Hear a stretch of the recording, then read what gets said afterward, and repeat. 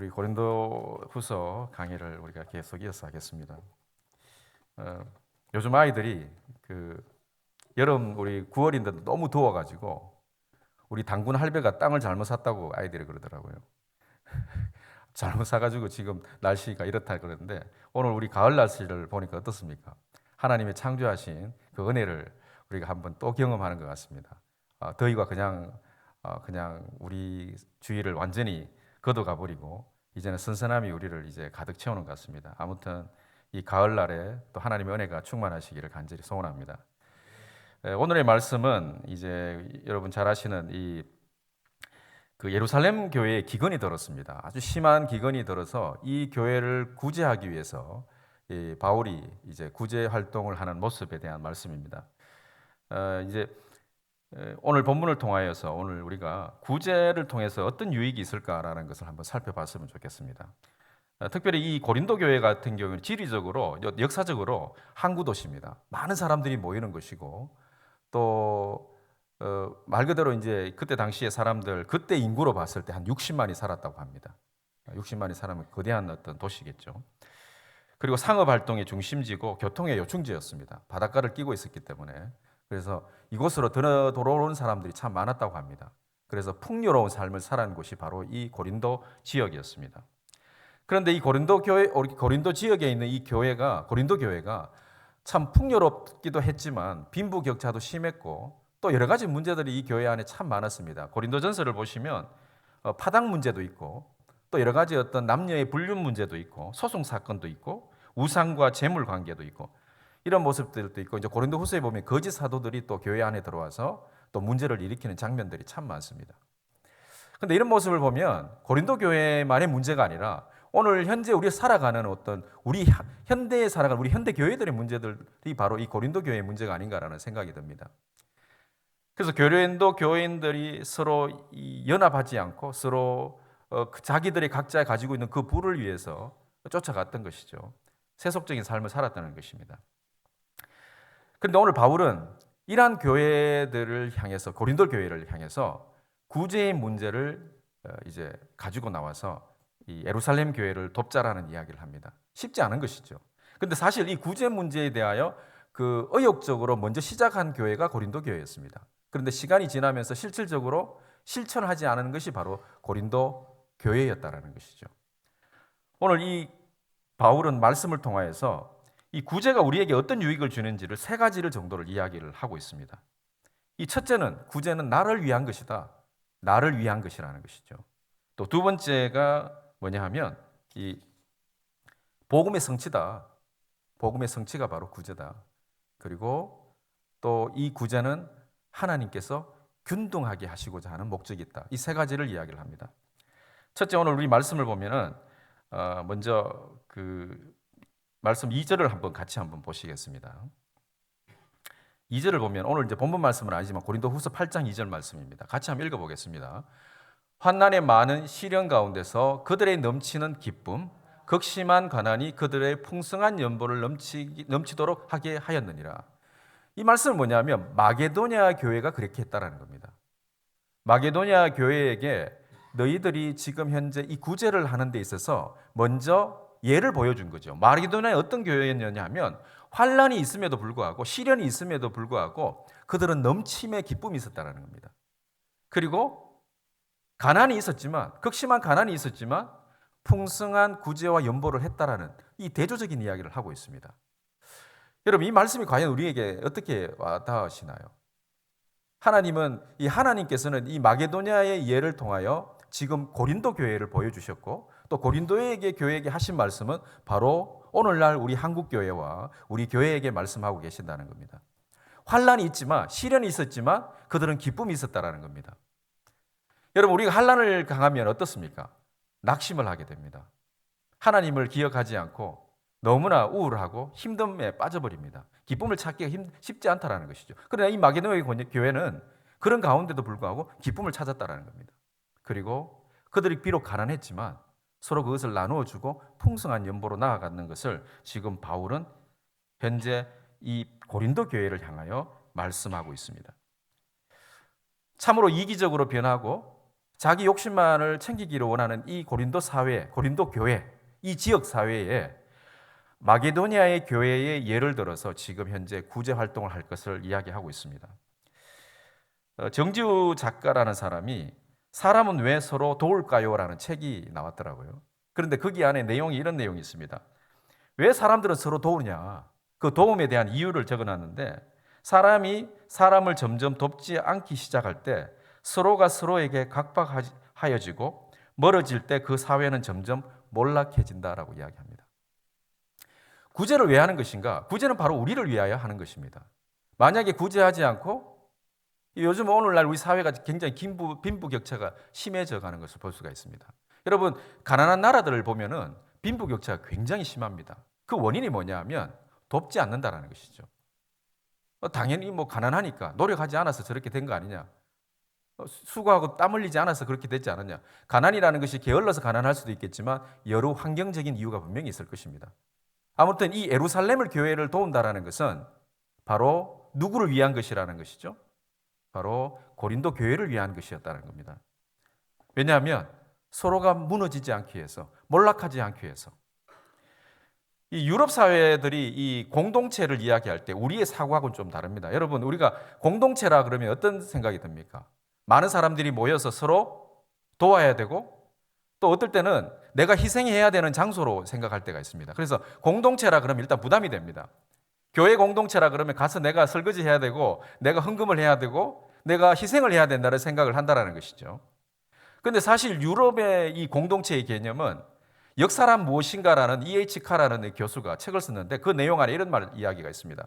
공동체의 시작은 지극히 이기주의적인 어떤 마음에서 시작되었다 이렇게 표현을 하고 있습니다. 유럽들은 그랬다라는 거예요. 왜 그러냐면 공동체가 사라진다라는 것은 결과적으로 자신을 도울 사람이 없다라는 겁니다. 그러나 이 공동체가 있다라는 것은 나를 도울 수 있다라는 것이죠. 공동체를 만든 이유가 뭐냐면 서로를 돕기 위해서 공동체를 만들었다라는 겁니다. 그런데 우리는 생각이 다른 거죠. 공동체가 있다 그러면 내가 희생을 해야 된다는 생각을 먼저 하기 때문에 가서 그런 어떤 그룹이나 모임에 끼어들기가 싫어합니다. 내 혼자 잘 편하게 살면 되지. 그런데 우리가 그렇지 않습니까? 아파보고 또 힘들어보면 공동체의 중요함을 깨닫게 됩니다. 왜냐하면 서로 도와주고 서로 말과 또 서로 어떤 물질적인 것으로 통해서 서로 협력해 감으로써 서로에게 힘이 되어준다는 것이죠. 이것이 바로 지금 현재 바울이 이야기하고 있는 것입니다. 바울이 이야기하는 그 초점은 뭐냐면 너희들이 구제하는 것은 결과적으로 너를 위한 것이다. 너희들도 하나님으로부터 영적인 어떤 많은 부유함을 얻었지 않느냐. 그래서 너희들도 역시 하나님을 위해서 또한 이웃을 위해서 한다 하지만 결과적으로 그것은 하나님의 영광이 이전에 너희 자신을 위한 것이다. 그래서 여러분 우리 사회가 서로 돕고 서로 협력하는 것은 결과적으로 나의 것을 빼앗긴다는 그런 의미가 아니라 공동체가 살고 사회가 살아야 되지 그 사회가 없다면 내가 없다라는 것이죠. 그래서 우리가 공익에 대한 이야기를 굉장히 강조하고 있습니다. 오늘 지금 바울은 바로 네 자신을 위해서 결과적으로는 이 헌신을 해야 되고 구제를 해야 된다는 것이죠. 예루살렘을 왜 교회를 도와줄까? 그 예루살렘 교회를 도움으로써 결과적으로 너가 사는 길이다라는 이야기를 말씀하고 있습니다. 두 번째 말씀을 우리가 한번 보겠습니다. 두 번째 이 구제의 목적은 바로 유익은 뭐냐면 복음의 성취였습니다. 우리 9절 말씀을 한번 같이 읽겠습니다. 시작. 우리 주 예수 그리스도의 은혜를 너희가 알거니와 부유하신 이로서 너희를 위하여 가난하게 되심은 그의 가난함으로 말미암아 너희를 부유하게 하려 하심이라. 이 말씀을 한번 가만히 한번 보십시오. 지금 예수님께서 어떻게 하셨다는 겁니까? 원래 그분은 부유하시다는 건데 가난하게 되셨다는 이야기입니다. 우리를 위하여. 누구를 위하여? 우리 자신을 위하여 그분은 가난하게 되셨습니다. 만약에 그분이 만약에 너무나 부유하시고 모든 것을 다 가지신 분이고 인간과 비교해서 그냥 신의 존재로만 있었다면 아마 우리는 예수님이 누구이신지 예수님과 우리가 공감할 수 없었을 겁니다. 저 말은 뭐냐면 예수님께서는 우리를 공감했다라는 것입니다. 이 말을 다시 표현하면 성육신의 사건이라는 것이죠. 이 구제 활동의 이야기를 하면서 지금 바울은 어떤 이야기 하냐면 성육신의 성취에 대한 이야기입니다. 즉 부유하신 하나님, 그 하나님이 가난한 인간이 되셨다라는 이야기입니다. 자, 그렇다면 이것을 지금 이제 고린도 교회에게 어떻게 적용하고 있습니까? 너희들도 그렇게 하라는 것이죠. 말씀의 은혜를 받고 말씀에 대한 그런 축복을 받았다면, 그러한 부유함이 있다면 그 말씀이 실질적으로 실천될 수 있도록 그 말씀이 육신이 되는 삶을 살아라는 이야기를 지금 하고 있는 것입니다. 그래서 이 본문의 말씀은 예수 그리스도의 성육신 사건을 성취하고자 했던 목적이 있었다는 것이죠. 그래서 우리가 구제 활동을 한다라는 의미는 어떻게 보면 남을 도운다라는 것은 먼저 나를 위한 것이고 그 다음에 말씀을 성취한다는 뜻입니다. 즉 복음을 성취한다는 것인데 그것이 바로 이 땅에 오신 예수 그리스도의 삶을 우리가 몸소 보여주는 것입니다. 육신이 되신 하나님, 말씀이 육신이 되어 그것을 지금 말씀하고 있는 것입니다. 그런데 우리는 이 말씀이 육신된 삶을 잘 살아가지가 않습니다. 참 쉽지 않습니다. 왜냐하면 실천한다라는 것이 나를 내어줘야 되기 때문입니다. 우리가 가끔씩 이제 구원받는 것과 그리고 성화되어는 이야기에 대하여 우리가 굉장히 분리하는 경우가 있습니다. 그래서 구원받으면 끝났지라는 생각하는 파들이 있죠. 누굽니까? 구원파들이죠. 칼빈은 여기에 대하여 이중칭의론에 대한 이야기를 합니다. 이중칭의론이라는 것은 어떤 의미냐면 우리가 칭의를 받았습니다. 이 처음에 칭의를 받는 것은 하나님의 전적인 은혜로 우리가 의롭다함을 받았다는 것이죠. 그런데 그 다음 칭의는 뭐냐면 성화되어 가는 과정입니다. 그런데 우리는 보통 보면은 이 구원받는 것과 칭의받은 것과 이 성화되어 가는 작업들을 분리시켜 버립니다. 그러니까 나는 이제 구원받았으니까 나는 이제 그냥 믿음 가운데 이제 구원받았으니까 괜찮다라는 것이죠. 그러니까 우리가 이제 구원을 받는 것은 어떤 행위로 받지 않는다라는 어떤 그런 이야기에 굉장히 빠져 있다 보니까 우리가 어떻게 생각합니까? 주일날 예배에 와서 은혜를 받는 이 시간을 통하여 우리의 삶의 실천이 행하지 않는 것들 그대로 다 과감시켜 버립니다. 여러분, 제가 이찬수 목사님 설교 중에 이런 이야기를 들었습니다. 주일 예배 은혜 받는 게 문제다 그러더라고요. 왜냐하면 한 주 동안 계속 우리 삶이 주의 뜻대로 살지 않고 늘 죄를 짓고 똑같은 일을 반복하면서 주일날 오고 예배 드리는 거 어떻습니까? 은혜 받고 감동받아서 눈물 흘리고 나면 한 주간에 지었던 죄를 다 씻었던 듯한 느낌, 그 느낌을 가지고 그 다음 주부터 또 죄를 짓는다는 것이죠. 그러나 사실 이 칼빈이 이야기했던 이중칭의론은 어떤 의미냐면 칭의 없는 성화는 없고 성화 없는 칭의가 없다는 뜻입니다. 그러니까 이 두 개가 같이 움직인다는 것이죠. 그래서 이 바울이 날마다 구원을 이루어 간다라는 그 고백이 왜 나왔겠습니까? 그래서 오늘 이 지금 바울은 고린도 교회가 말씀의 은혜도 받고 여러 풍성한 삶을 살아가며 영적인 풍성한 삶을 살지만 실질적으로 자기들이 실천하지 않은 것에 대하여 꼬집어서 지금 이야기하고 있는 것입니다. 오늘 본문에 보시면 1년 전에 행하기를 먼저 시작했을 뿐만 아니라 원하기도 그렇게 했지 않느냐. 너희가 그렇게 시작한 것인데 이제 너희가 그 일을 성취하라는 것입니다. 그러니까 도움으로 이 구제한다는 것 지금 누굴 도우려고 하는 것입니까? 바로 예루살렘 교회, 믿음의 형제들을 향하여 돕는다는 것입니다. 그리고 그것은 성교의 어떤 큰 의미가 있습니다. 그걸 통하여서 너희가 하나님의 말씀을 성취해라. 말씀이 육신된 그 성취를 너희도 그렇게 이루어라고 이야기하고 있다는 것이죠. 우리 12절 말씀을 우리 한번 같이 보겠습니다. 자, 그러면 이 구제를 어떻게 할 것인가? 같이 읽겠습니다. 시작. 할 만함만 있으면 있는 대로 받으실 터이요 없는 것은 받지 아니하시리라 말씀하고 있습니다. 결과적으로 이 구제는 누가 받으신다는 거예요? 하나님이 받으신다는 겁니다. 우리가 착각하는데 구제를 하면 내가 돕는 것으로 생각할 수 있습니다. 그러다 보니까 한 번 도운 거 가지고 굉장히 생색내는 사람 많습니다. 나 이 정도 했다는 거죠. 계속 그것만 이야기합니다. 그러나 결과적으로 이 받는 것은 누가 받느냐 하면 하나님이 받는다라는 겁니다. 그런데 우리는 구제를 하면 하나님이 받는 것이 중요한 것이 아니라 내가 한 것을 자꾸 드러내기 시작합니다. 이것을 오늘 성경 본문은 지적하고 있습니다. 우리의 신앙이 과연 어떻게 실천해 나가야 될지, 우리가 정말 말씀이 실천되어지는 것은 우리가 보통 보면 말씀을 가지고 실천할 때 이 실천 속에 내 의가 굉장히 강조되는 경우가 많다라는 것이죠. 내가 했다라는 겁니다. 그러나 오늘 성경의 말씀에는 뭐냐면 이 한 것이 내가 한 것이 아니라 하나님이 받은 은혜를 그대로 내가 전하여 주는 것이죠. 이 고린도 교회는 바울을 통하여 영적인 축복을 많이 받았습니다. 또 영적인 축복만이 받은 것이 아니라 여러분 한번 생각해 보십시오.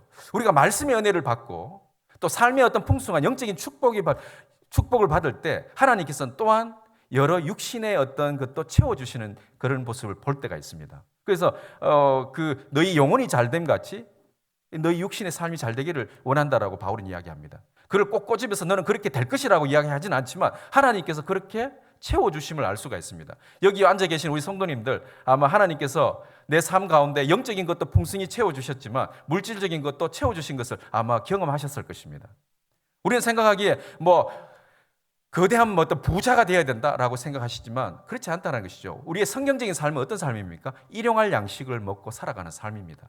그러나 지금까지 오늘 우리가 살면서 40년, 80년의 인생을 돌아보면 내 다리가 붙들지 아니하고 헐어진 옷을 입지 아니하고 그때마다 하나님께서 때에 따라 은혜를 주시는 것을 경험을 다 하셨을 것입니다. 시절을 쫓아 과실을 맺는다 했습니다. 늘 과실을 맺는 것이 아니라 시절에 따라서 과실을 맺는 것이죠. 겨울에는 겨울의 열매가 있고 여름에는 여름의 열매가 있고 가을에는 가을의 열매가 있습니다. 가을의 열매를 겨울에 딴다는 거 있을 수 없습니다. 하나님께서는 이 자연의 순리대로 우리를 살도록 허락하신 것이죠. 우리는 자연의 순리를 자꾸 거슬리려고 하려고 하는 인간의 욕심 때문에 어떨 때 보면 자연이 파괴가 될 때가 많습니다. 오늘 이 말씀을 우리가 통해서 깨달을 수 있는 것은 하나님이 우리의 필요를 채워주신다는 거죠. 고린도 교인들에게 그렇게 풍성함을 부어주셨다는 겁니다. 분명히 고린도 교회가 잘 살 수 있고 물질적으로나 영적으로 잘 살 수 있었던 것은 그들이 하나님의 은혜를 특별히 받았기 때문입니다. 그래서 여러분 고린도 전후서를 보면 고린도 교인들이 많은 어떤 영적인 어떤 체험들을 하는 것들을 볼 수가 있습니다. 그런 이야기가 고린도 교회의 서신서에 나와 있다는 것은 그만큼 축복을 받았다는 것이죠. 그런데 문제는 뭐냐면 그 물이 고여 있다는 것이죠. 약속을 했지만 그들은 약속을 지키지 않았습니다. 헌신하지 않았다는 것이죠. 구원받은 것으로 끝나버린 겁니다. 성화에 대한 어떤 실천의 삶을 살지 않은 것을 오늘 이 본문에서는 지적하고 있습니다. 그래서 그렇게 하라는 것이죠. 복음을 성취를 이루라고 하는 것입니다. 그리고 마음으로 하라는 겁니다. 이게 다 누가 받는다고요? 하나님이 받으시는 겁니다. 한번 했다고 너무 생색내지 말고 이게 다 하나님이 주신 것을 그대로 하나님 앞에 드리는 것이라는 것이죠. 그래서 하나님께서는 그 마음과 그 물질을 받으신다는 것을 우리는 알 수가 있습니다. 여러분 가인과 아벨의 그 제사를 한번 보십시오. 하나님께서는 그 제물만 받으신 것이 아니라 가인의 마음과 아벨의 마음까지 함께 받으셨다고 나옵니다. 이 고린도 교회가 실천하는 거, 이 구제의 실천은 단순한 어떤 물질의 어떤 실천이 아니라 그들의 마음의 실천이었습니다. 그것을 행하라는 것을 오늘 본문을 통하여 알 수가 있습니다. 마지막으로 이제 오늘 본문의 말씀을 우리가 한번 보겠습니다. 14절 말씀을 한번 보시겠습니다. 같이 읽겠습니다. 시작. 이제 너희의 넉넉한 것으로 그들의 부족한 것을 보충함은 후에 그들의 넉넉한 것으로 너희의 부족한 것을 보충하여 균등하게 하려 함이라 하고 있습니다. 여러분이 균등이라는 단어, 이 헬라어로 이소테스라고 하는데 이소테스에 가지고 있는 이 균등이라는 의미는 하나님의 성품과 굉장히 연결되어 있습니다. 하나님은 어떤 하나님이라고 하셨습니까? 공의의 하나님, 정의의 하나님이라고 말씀합니다. 이 균등이라는 것은 균형을 이룬다는 뜻이죠. 그 말씀을 하고 있습니다. 오늘 이 본문의 말씀을 보면 너희가 넉넉할 때 누굴 도와라는 거예요? 예루살렘 교회를 도와라. 또 너희가 부족할 때 언젠가 예루살렘 교회가 너희를 도울 것이라는 것이죠. 이것을 통하여 서로 균형을 이루어가는 것을 볼 수가 있습니다. 제가 이제 영국 생활을 할 때 영국인들하고 이제 같이 예배드리고 영국 교회에서 이제 예배를 드릴 때 이들이 한 달에 한 번씩 하는 것이 뭐냐면은 펠로십 나눔이 있었습니다. 이것은 이제 특별한 건 아니고 그 그룹들이 자기들 그 펠로십들이 모여서 그 주에 음식을 한 개씩만 가져오기로 합니다. 그러니까 특별히 많이 가져올 수도 있겠지만 무조건 원칙은 한 개만. 그래서 영국 음식이 다 보면 피자, 치즈, 이런 음식들입니다. 이제 이런 건 이렇지만 어떤 분들은 만들어 오시는 분들도 있고 어떤 분들은 귀찮아서 이제 마트에 가서 사 오시는 분들이 있는데 아무튼 하나씩만 가져옵니다. 그런데 여럿이 앉아서 이제 그것을 이제 나눠 먹게 되는데 저희들은 이제 한국 음식을 해서 이제 갔습니다. 이제 부침개를 해가면 이 코리안 피자라고 이야기하지만 아무튼 그렇게 이제 독특한 음식들을 준비해서 갔습니다. 근데 참 신기한 게 있습니다. 어떤 사람들은 혼자 사는 사람도 있어서 많이 해오지 못합니다. 여러분 어떤 음식을 먹을 때 혼자 한번 드셔보셨던 경험이 있을 겁니다. 그런데 드시면 어떨까요? 그 음식이 어떨 때는 너무 많아가 남겨버릴 때가 있고 어떨 때는 너무 부족할 때가 있습니다. 그런데 이렇게 나누어 먹다 보면 그 음식이 부족한 것도 없고 많은 것도 없습니다. 굉장히 균형된 것을 볼 때가 있습니다. 그래서 어떤 사람은 내가 한 개를 가져왔음에도 불구하고 나는 풍족히 먹을 때가 있습니다. 왜냐하면 어떤 사람들은 더 가져왔을 때가 있는 것이죠. 또 더 가져온 사람들은 자기가 별로 음식이 맛이 그렇게 입에 안 당기지 않아서 조금 먹으면 이제 충분하니까 많이 안 먹게 됩니다. 그래서 여러 사람들이 함께 먹어본 경험들이 있습니다. 뭐 우리가 지난번에도 우리가 이제 우리가 이제 그 끝나고 난 이후에 우리 교구들이 한 사람 한 분씩 이제 음식을 이제 가져와서 우리 목사님께서 이제 그렇게 하라고 하셔가지고 우리가 한번 했는데 그때도 한번 보시면 알지 않습니까? 과일 한 개를 가져왔다 하더라도 내가 한 개만 먹는 것이 아니라 여러 개를 같이 나눠 먹다 보니까 그 양이 굉장히 많아지고 또 그렇다 보면 또 그것이 너무 많이 남아서 버리는 경우가 아니라 적당하게 균형을 이루는 그런 경험들을 우리가 해보셨을 겁니다. 바로 오늘 이 본문의 말씀을 보면 너희가 부족할 때 채우면 그들이 또 너희가 많을 때 채워라. 그러면 예루살렘 교회가 너희를 도울 수 있다. 이러는 것입니다. 여러분, 우리 교회 공동체의 모습을 오늘 이야기합니다. 균형을 이루어가는 것. 한 사람이 너무 많아가지고 그리고 교회 안에 우리의 어떤 삶은 어떤 빈부격차의 모습이 아니라 세상과 다른 모습이라는 것이죠. 균형을 이루어가는 모습, 균등해져 가는 것은. 이것은 평등의 의미, 똑같은 의미를 이야기하는 것은 아닙니다. 서로의 부족한 것을 보충해 나가는 것이죠. 여러분, 우리가 물을 흐를 때 한번 보십시오. 이 물이라는 것은 어떤 것인가요? 이 물의 흐름들은 여러 가지 어떤 한 곳에 모여 있는 것이 아니라 그 방향에 따라서 그 물이 방향을 가면서 흘러가서 그 물이 고루고루 이렇게 나눠지는 것을 볼 수 있습니다. 그러나 물이 고여버리면 어떻게 될까요? 썩어버리는 것이죠. 그런데 물이 잘 흐르도록 할 때 물은 늘 수평을 이루어갑니다. 한 곳이 높고 한 곳이 낮지가 않습니다. 늘 그것을 균형을 이루어가는 것이죠. 우리의 신앙이 어떨까라는 생각을 해보게 됩니다. 하나님 오늘 주시는 이 균등이라는 삶, 균형을 이루어가는 것, 이것이 바로 교회 공동체가 누구 한 사람이 뾰족하게 튀어나와 있고 누구 한 사람이 아래로 가가 있는 것이 아니라 이것이 서로 균형을 이루어 가야 된다는 것이죠. 그러면서 오늘 본문의 말씀은 광야 생활의 모습을 지금 언급하고 있습니다. 15절 말씀 우리 같이 한번 읽겠습니다. 시작. 기록된 것이 같이 많이 거둔 자도 남지 아니하였고 적게 거둔 자도 모자라지 아니하였느니라. 아멘. 기록된 것 같이. 이 기록은 어떤 말씀이냐면 출애굽기 16장 18절 말씀에 나오는 말씀을 인용하고 있습니다. 바울이. 그 말씀에 보면 오멜로 되어 본즉 많이 거둔 자도, 여러분 잘 아시죠? 만남의 추락이 거둔 자도 남음이 없고 적게 거둔 자도 부족함이 없이 각 사람은 먹을 만큼만 거두었더라. 그런데 문제 보면 20절에 보면 이런 말씀이 있습니다. 모세에게 순종하지 아니하고 들어는 아침까지 두었더니 벌레가 생기고 냄새가 난지라라고 하고 있습니다. 그러니까 만나움의 주라기를 거두었는데 그들이 어떻게 했나요? 어떤 사람 그냥 먹을 만큼만 거두라 했는데 어떤 사람은 욕심을 내어서 너무 많이 거둔 거죠. 그런데 그 말씀에 순종하지 않아서 어떻게 했습니까? 거두은 것들이 다 썩어서 버려졌다는 이야기입니다. 여러분, 우리의 영적인 삶이나 물질적인 삶이 불필요한 이상으로 너무 많아가지고 썩어서 버려지는 일이 없도록 하시기 바랍니다. 우리는 너무 많은 것들을 채우려고 합니다. 그런데 하나님께서는 우리를 향하여 이것을 골고루 가게 하라는 것이죠. 그렇다고 해서 여러분, 우리 교회 생활이 그렇게 한다고 해서 부족하지 않게 만드시겠다는 것입니다. 이 교회의 공동체가 세상의 사람들과 다른 것은 뭐냐면 지나치게 나의 것으로 가두지 않는다는 것입니다. 하나님 말씀 가운데 이것을 흘러가게 하신다는 것이죠. 내 것이 없는 것이 아닙니다.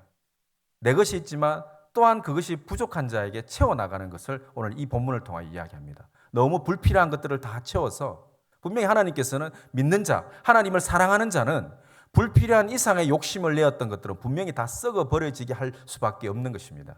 왜 그럴까요? 그 사람을 사랑하기 때문입니다. 왜냐하면 그 사람이 먹을 것과 물질과 세상의 것에 빠지지 않게 하여 지나치게 욕심을 부리지 않게 하여 오늘 이 본문에 보면 벌레가 생기고 냄새가 난지라. 우리의 인생이 벌레가 생기고 냄새가 나는 것이 아니라 그리스도의 향기를 내야 되는 삶이어야 되는데 우리가 세상의 욕심, 내 이익을 위해서 살다 보면 이런 어떤 썩은 냄새가 날 수 있다는 것이죠.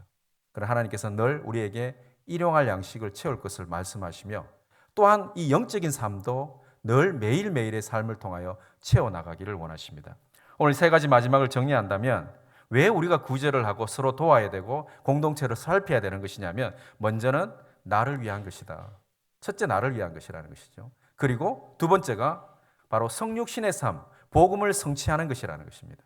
그리고 마지막으로 하나님의 말씀대로 하나님께서 원하시는 그 성품, 하나님의 성품, 균형을 이루어 간다는 것입니다. 이러한 어떤 아름다운 공동체가 우리 참빛교회 공동체 되기를 간절히 주님의 이름으로 축원합니다.